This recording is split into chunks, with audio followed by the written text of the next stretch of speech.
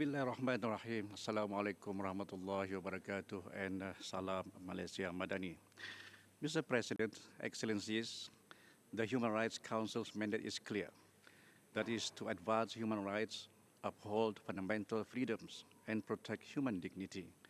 The terrible irony is that as we speak, the killings of Palestinians continue, and their inherent rights, fundamental freedoms, and dignity are being mercilessly assaulted. Israel has bombed Gaza to a complete destruction. Are we going to turn a blind eye yet again and watch Gaza plunge into an abyss? Rafah's fate is equally disastrous.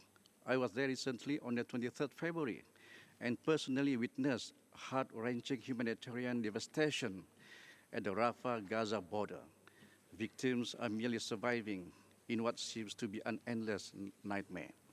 Excellencies, only an immediate permanent ceasefire will stop innocent lives from being slaughtered. Yet, ceasefire remains unattainable. Israel must be held accountable, and those that choose this senseless bloodshed to continue are complicit in Israel's atrocities.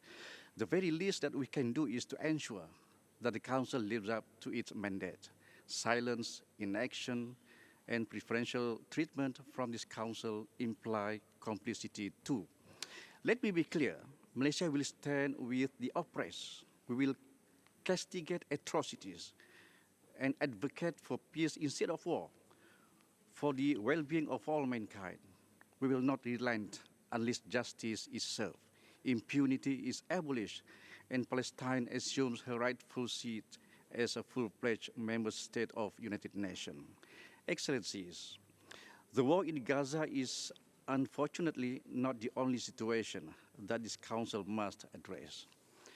Malaysia continues to be appalled by the legitimization of offensive, disrespectful, and provocative actions, including the repeated burnings of the Holy Quran, that continues to fuel hatred and violence against Muslim and religious minorities. These actions are deadly manifestations of Islamophobic acts, which has dangerously risen to epidemic proportion.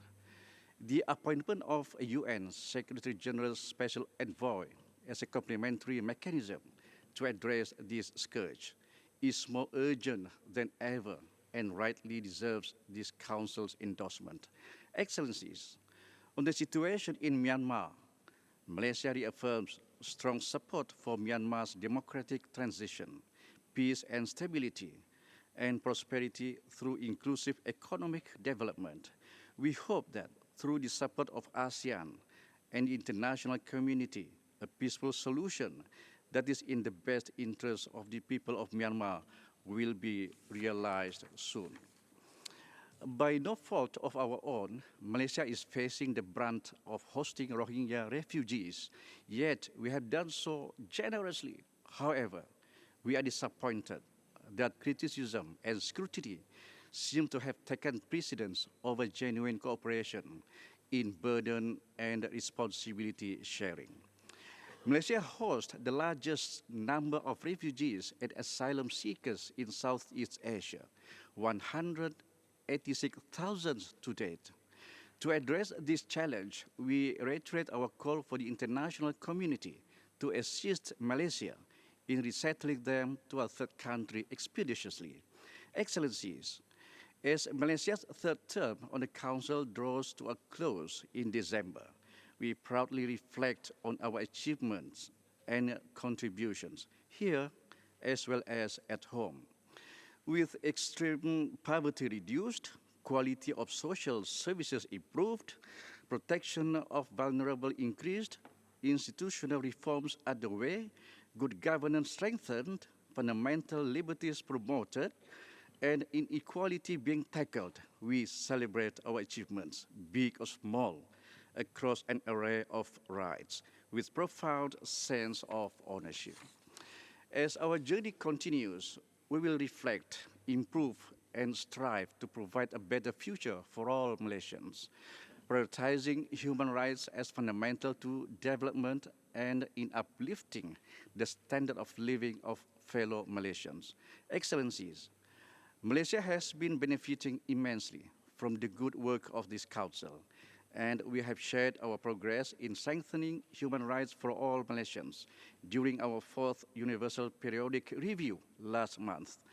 Beyond 2024, Malaysia will remain a constructive partner of the Council and all other stakeholders. We will continue to strengthen our partnership with the Office of the High Commissioner for Human Rights, and towards this end, we look forward to hosting High Commissioner Volker Turk in Kuala Lumpur this June. I thank you, Mr. President. Assalamu alaikum warahmatullah.